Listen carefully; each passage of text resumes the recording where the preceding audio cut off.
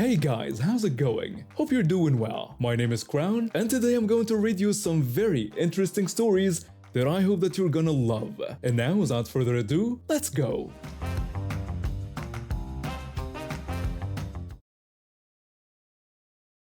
I'm a single mom working two jobs to make ends meet. My son has always been fascinated by stories of samurai and warriors. He'd spend hours watching movies about brave swordsmen and their epic battles. When he turned 8, he came to me with those bright eyes full of determination.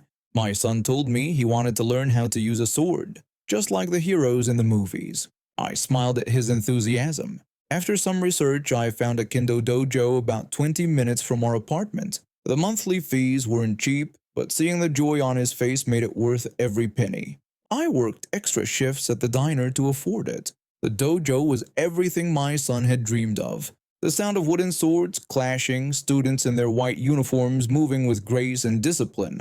The head instructor was a patient man who welcomed us warmly. The instructor told me that my son showed real promise and had natural instincts for this. For months, everything was perfect. My son thrived in the environment. He made friends, learned respect and discipline, and his skills improved rapidly. Other parents would compliment his technique, and I felt proud watching him grow in confidence.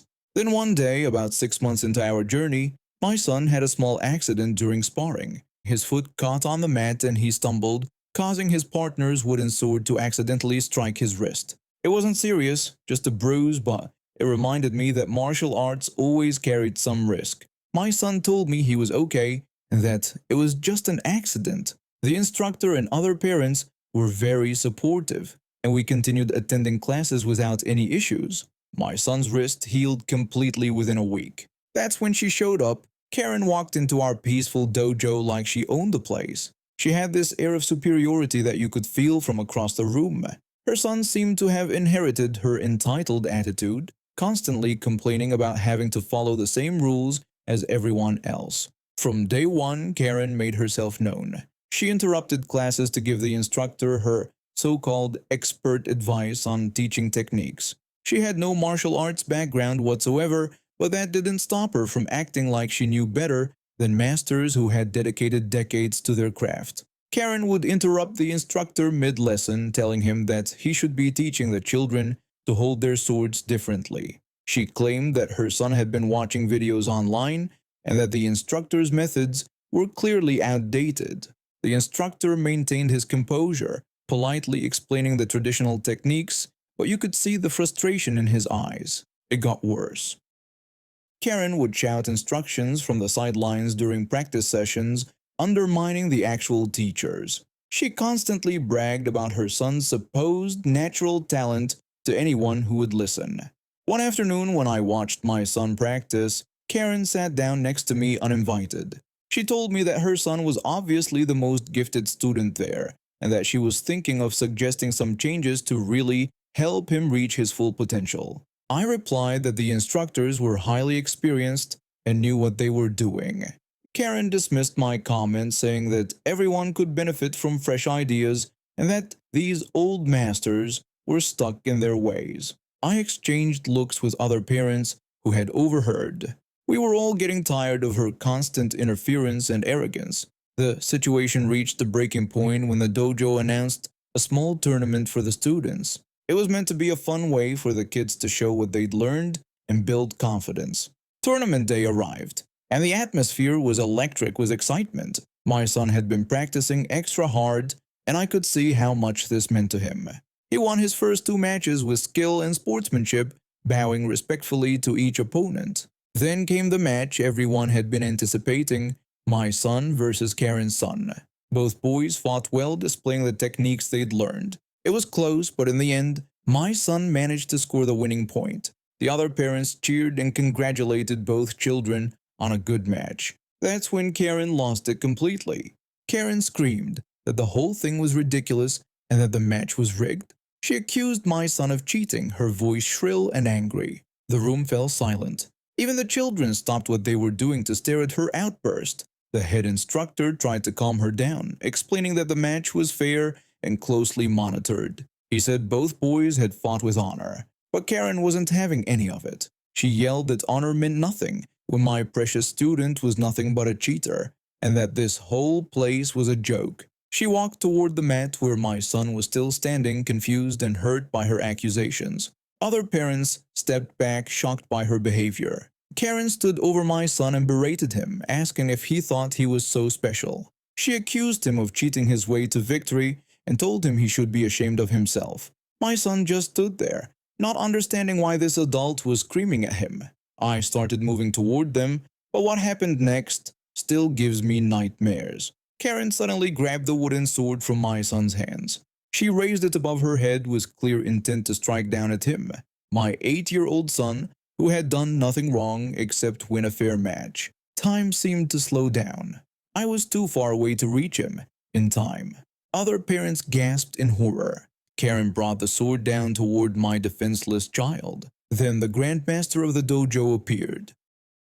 I hadn't even seen him enter the room, but suddenly he was there, his own wooden sword blocking Karen's strike just inches from my son's head. The sound of wood against wood echoed through the silent dojo. Karen, completely unhinged now, turned her attack on the Grandmaster himself. She swung wildly at him, but he moved with the fluid grace of someone who had spent a lifetime mastering his art. In a series of precise movements, he disarmed her completely. The wooden sword clattered to the floor, but Karen wasn't done. She charged at him with her bare hands, screaming incoherently. The Grandmaster used his sword to strike specific pressure points on her arms and shoulders. It was like watching a master craftsman at work. Karen's body seemed to betray her. Her balance gave out and she crumpled to the ground, unable to continue her attack. The Grandmaster told someone to call the police, explaining that this woman had assaulted a child and threatened others. The next few minutes were a blur. Parents were pulling out their phones, children were crying, and Karen was writhing on the floor, unable to get up due to whatever the Grandmaster had done to her pressure points. When the police arrived, they took statements from everyone present. The dojo's security cameras had captured the entire incident, leaving no doubt about what had happened. The police officer told Karen that she was under arrest for assault, child endangerment, and disturbing the peace. When they handcuffed Karen and led her away, she was still screaming about how unfair everything was and how her son deserved to win. Her son had to be picked up by his father, who looked mortified by his wife's behavior. After giving my statement, another police officer told me that my son had shown incredible composure during the incident. He said I should be proud of how well I'd raised him. I knelt down to hug my son, who had remained remarkably calm throughout the ordeal. He asked me why that lady was so angry and whether he had really cheated. I told him that he hadn't cheated and explained that some people just can't handle losing gracefully. The Grandmaster approached us before we left. He told me that my son had the heart of a true warrior, not because of his skill with a sword, but because he maintained his honor even when faced with someone who had lost theirs completely. We learned later that Karen was charged with multiple offenses and banned from the dojo permanently. Her son was allowed to continue training under the condition that she never set foot on the property again.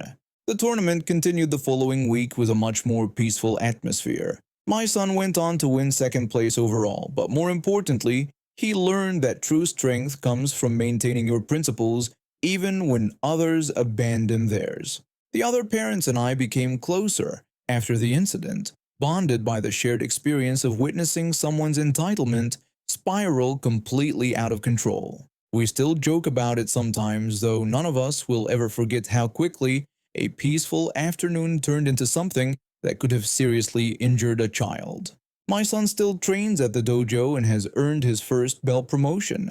Every time I watch him practice, I'm reminded of that day and how grateful I am that there are people in this world who will stand up to protect others even when it means putting themselves at risk. Karen is facing significant legal issues and mandatory anger management classes. I hope she gets the help she clearly needs, but I'm just thankful that my son and the other children at the dojo are safe from her toxic behavior. That's my story about the day an entitled parent took things way too far and got exactly what she deserved.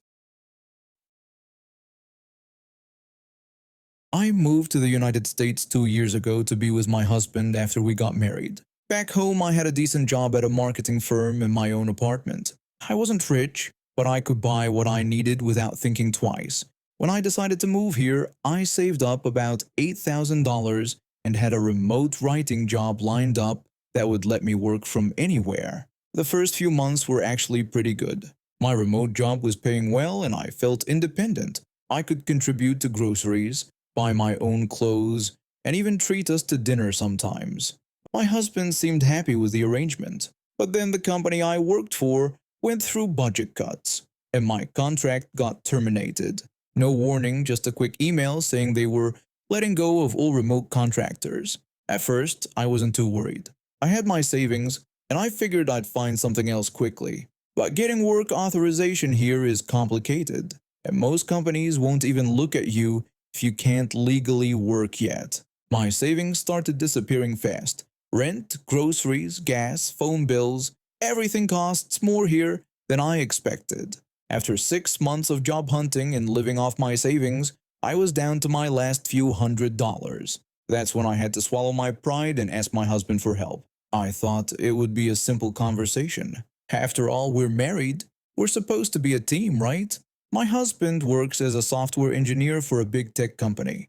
I've seen his pay stubs because we had to submit them for my immigration paperwork. He makes more in a month than I used to make in 3 months back home. We're not struggling financially. We live in a nice apartment. He drives a new car, and he's always buying gadgets or video games for himself. So when I finally worked up the courage to ask him for some money for basic personal items, I wasn't expecting what happened next. I approached him carefully, explaining that I was running really low on money and asked if he could help me out with some personal stuff like shampoo, soap, and maybe some new underwear.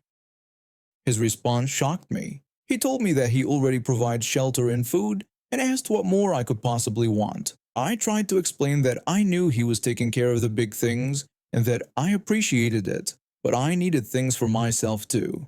I couldn't keep using the same old stuff forever. He just shrugged and said, I knew this might happen when I moved here and that I should have planned better. I felt like he'd slapped me. Here I was asking my own husband for help buying soap, and he was acting like I was being unreasonable. But it got worse. A few weeks later, I really needed sanitary pads. I was too embarrassed to keep using makeshift solutions, so I had to ask him again. I told him I really needed to go to the store for sanitary pads. The way he looked at me was horrible, like I was asking for diamonds or something. He asked if I wanted him to pay for that too, with such disgust in his voice. I explained that it wasn't optional and that I really needed them. He reluctantly agreed but warned me not to make it a regular thing. He handed me $20 and said it better last the whole week. Then he actually asked for the change when I got back. I had bought the cheapest generic brand I could find, some bread and milk. The change was $3.47, and he held out his hand for it like I might try to steal it. Things got even worse when I suggested he add me as an authorized user on one of his credit cards, just temporarily until I could work again. He immediately shot down the idea, saying absolutely not because I'd probably go crazy with spending. I tried to explain that I just wanted to be able to buy basic things without having to ask him every time. He told me that if I needed something, I could ask, and that's how it works. The grocery shopping became its own nightmare. He'd give me $60 for groceries and then demand an itemized receipt afterward. He'd go through every item and question why I bought certain things. He'd ask why I bought name brand cereal when the store brand was cheaper. When I explained it was only 50 cents more and that he actually liked that brand, he'd lecture me about how 50 cents adds up and that I needed to think about these things. Meanwhile, he'd come home with a $100 video game or a new gadget without batting an eye. The worst part was when I wanted to go to the Asian grocery store to buy some ingredients that reminded me of home. He acted like he was doing me this huge favor by driving me there. He complained about taking time out of his weekend for this and told me to make it quick. Then he'd follow me around the store, watching everything I put in the cart like I was a shoplifter. I wanted to buy some tea that cost $8, something I used to drink every day back home. He couldn't believe I was serious about spending $8 on tea. I tried to explain it was the only brand that tasted right and that I hadn't had good tea in months. He told me I could just drink the tea bags we had at home. I put the tea back. I put back a lot of things that day. The isolation was getting to me. My friends back home would video call and talk about going out for coffee or lunch, and I'd have to make excuses about why I couldn't meet the few people I'd connected with here. When a friend from work invited me to grab lunch at a cute cafe downtown, I had to decline and say maybe another time. She kept asking if everything was okay, because I always said that. I just told her I was busy because I literally didn't have money for a $10 lunch. When I brought this up to my husband, he just shrugged and said if I wanted to do social things, I should figure out how to pay for them myself. I reminded him that I couldn't work yet and he knew that. He coldly told me it wasn't his problem and that I should have thought about that before moving here. I tried talking to him seriously about how this was affecting me. I explained that this wasn't about wanting expensive things, that I just wanted to feel like I mattered too, like my needs were important. He dismissed me completely, saying I was being dramatic and that he gave me a place to live and food to eat, which was more than a lot of people had. I tried to explain that I was his wife, not a charity case. He shot back that maybe I should have saved more money before coming here because this wasn't his fault. That's when I started crying, and he just walked away, saying I was being emotional and unreasonable. I kept telling myself things would get better once I could work again, but the waiting was killing me mentally. I felt worthless, like I had to be grateful for scraps. I started wondering if this was normal, if maybe I was being entitled. Coming from a different culture, I thought maybe I was misunderstanding something about how marriages work here. But deep down, I knew this wasn't right. Back home, even friends would help each other out in tough times. Here I was, married to someone who could easily help me, but chose not to, and he was making me feel guilty for even asking. The breaking point came when I got sick with a stomach bug. I was throwing up and had a fever, and I asked him to pick up some medicine for me. He asked if I couldn't just sleep it off. I explained that I really needed something for the nausea because I couldn't keep anything down. He complained that medicine was expensive. I begged him, saying I felt horrible. He eventually went to the store but came back complaining about the $23 he spent on basic cold medicine and electrolyte drinks. He warned me that this better not become a habit because he wasn't running a pharmacy. That night, while I was still sick, I posted my situation online. I needed to know if I was going crazy or if other people would see this as wrong as I did. The responses I got were eye-opening. Person after person told me this wasn't normal, that this was actually a form of financial abuse. Someone wrote about how their mother-in-law went through the same thing and how wrong it was. Another person said that not allowing me basic hygiene items was abusive, plain and simple. One comment really hit me. Someone else married to an immigrant wrote about how they supported their spouse completely during the visa process, taking them on dates, buying them whatever they needed, because that's what you do when you love someone. They said they'd get divorced if they treated their spouse the way my husband was treating me. Reading those responses, I realized I wasn't crazy or entitled. I was being treated badly by someone who was supposed to love and support me. The next morning, I felt different. The fog of self-doubt had lifted.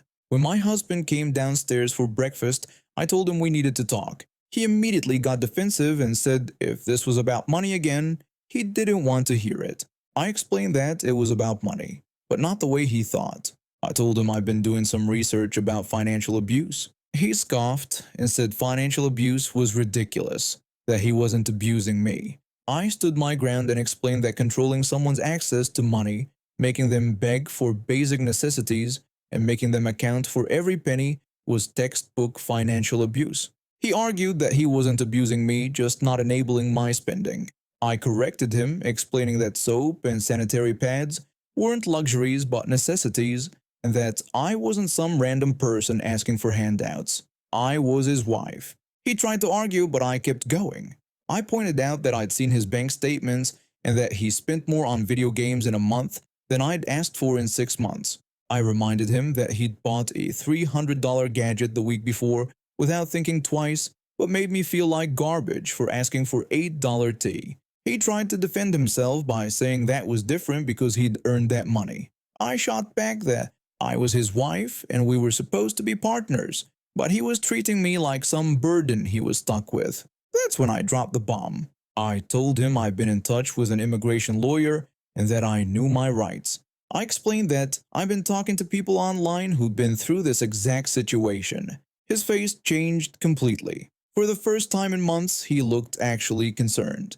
I clarified that I didn't need him to get my permanent residency, that there were other options. I told him that if he wanted to keep treating me like this, I'd explore those other paths. He accused me of threatening him. I explained that I wasn't threatening him, I was telling him the facts. I told him I was done living like this and that either we were going to be real partners or I was going to find a different path forward. I could see him calculating in his head. He'd invested time and money in the immigration process too. And deep down, I think he knew I was right. He finally asked what I wanted. I laid it out clearly. I wanted access to money for basic needs without having to justify every purchase. I wanted to be treated like an adult, not a child.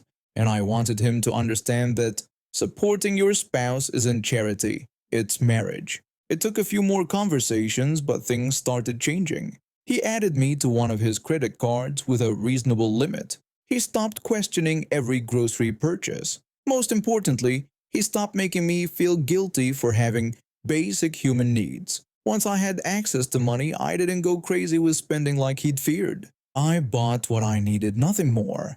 It was never about the money itself. It was about being treated with basic respect and dignity. I eventually got my work authorization and found a job.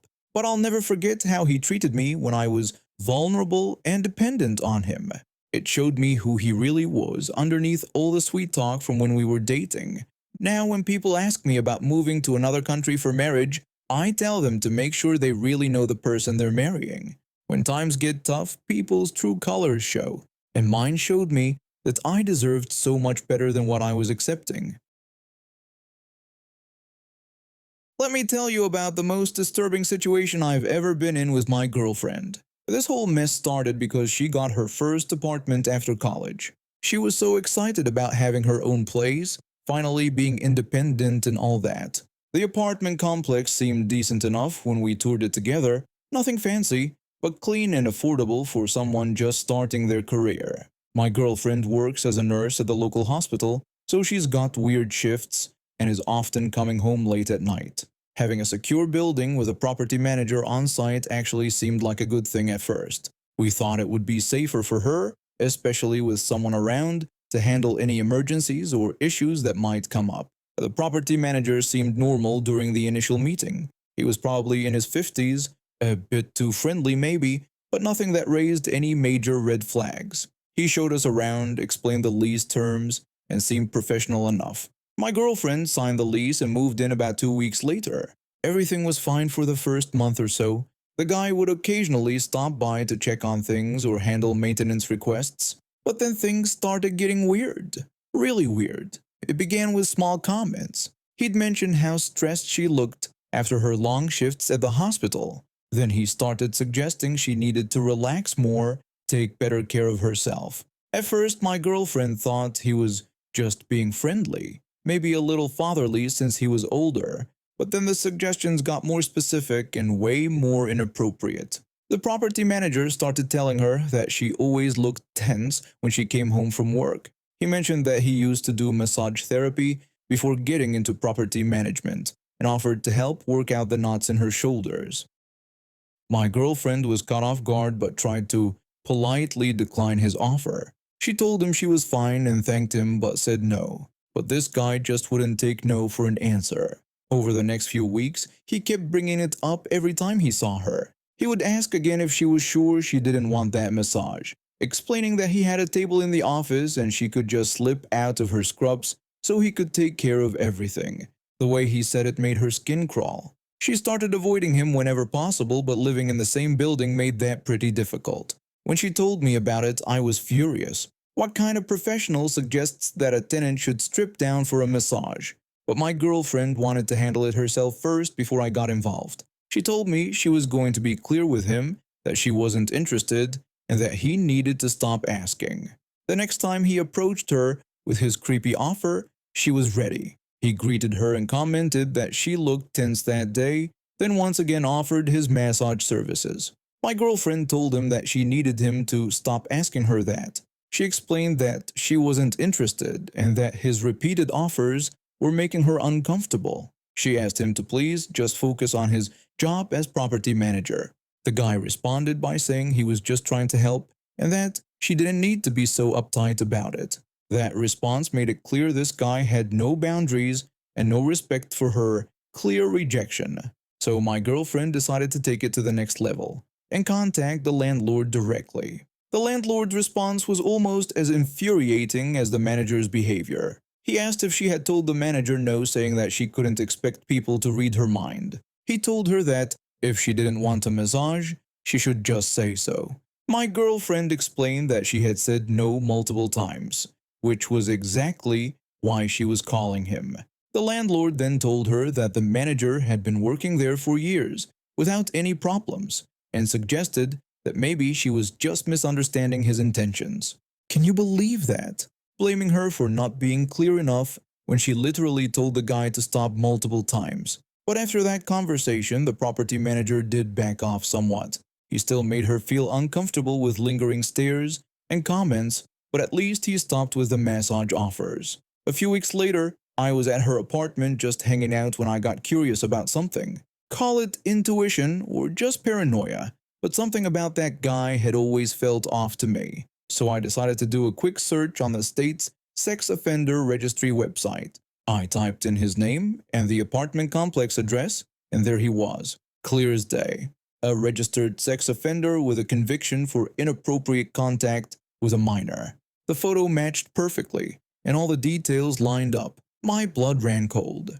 This creep had keys to my girlfriend's apartment. He had access to every unit in the building, and he'd been trying to get her alone and undressed. I didn't tell her right away because I knew it would terrify her, and I wanted to figure out the best way to handle the situation. But I didn't have to worry about that for long. A few days later, my girlfriend came home with a strange postcard that had been delivered to every tenant in the complex. It was completely anonymous, no return address or anything. The message was simple but chilling. It warned that a convicted sex offender had keys to their homes. Below that was a QR code. When we scanned it, it took us straight to the property manager's profile on the state registry website. My girlfriend went pale when she saw it. She realized this was the same guy who had kept asking her to take her clothes off for a massage, and now she knew he was a registered sex offender. The whole building was in an uproar. Tenants were calling each other, sharing information, and everyone was freaked out. Some people started talking about breaking their leases and moving out immediately. My girlfriend and several of her neighbors decided they needed legal help to deal with this situation properly. They pooled their money and hired a lawyer who specialized in tenant rights. The lawyer was great. She took one look at the situation and knew exactly what to do. She explained that this was completely unacceptable, telling them that their landlord had a duty to provide safe housing, and having a convicted sex offender with master keys violated that duty. She said they were going to demand immediate action. She drafted a formal letter to the landlord giving him two options. He could either remove the property manager immediately and replace him with someone who hadn't been convicted of sex crimes, or offer all the affected tenants the option to transfer to different properties without penalty. The landlord's response surprised everyone. Instead of fighting it or trying to make excuses, he actually fired the guy within a week. But here's the kicker. He didn't just fire him. He transferred him to manage a different property the company owned in a much worse part of town. So basically, instead of actually dealing with the problem, he just moved the creep somewhere else, where he could potentially victimize different people. The guy was still working for the same company, still had access to people's homes, just in a different location.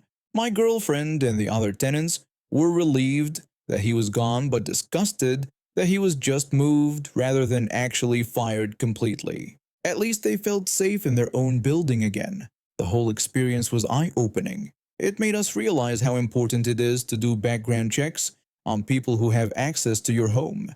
even if they seem professional or legitimate. That anonymous postcard probably saved a lot of people from potential harm.